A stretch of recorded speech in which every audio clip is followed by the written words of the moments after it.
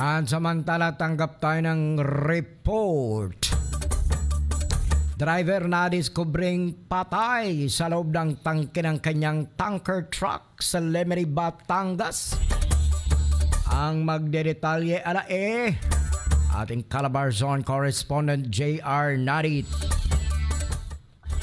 Yes, Ricky, good morning. Isang driver ang natagpuang wala ng buhay sa loob mismo ng tangke ng kanyang minamaniho na tanker truck na nakaparada sa bakanting lote sa Barangay Bukal, Lemery, Batangas. Ayon sa report, bandang 1:30 Martes ng hapon nang makita ng mga nag-responding tauhan ng Lemery Police Station ang bangkay ng biktima na kinilala sa pangalang Richard, residente ng Barangay Sukad, Apalit, Pampanga, na nakaupo sa loob. Bago ito natagpuan, personal na nag-report sa pulisya ang kasama nito sa trabaho na isang Gerardo Reyes na nawawala umano ang driver at duda niya ay nasa loob ito ng tangke dahil bukas ang isa sa mga manhole cover ng sasakyan. Hindi naman malaman kung bakit napapunta doon ang biktima.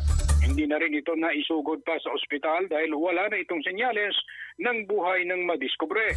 Patuloy pa ang investigasyon ng Lemery Police at isinalim na sa pagsusuri ng mga otoridad ang labi para malaman kung ano ang ikinasawi nito.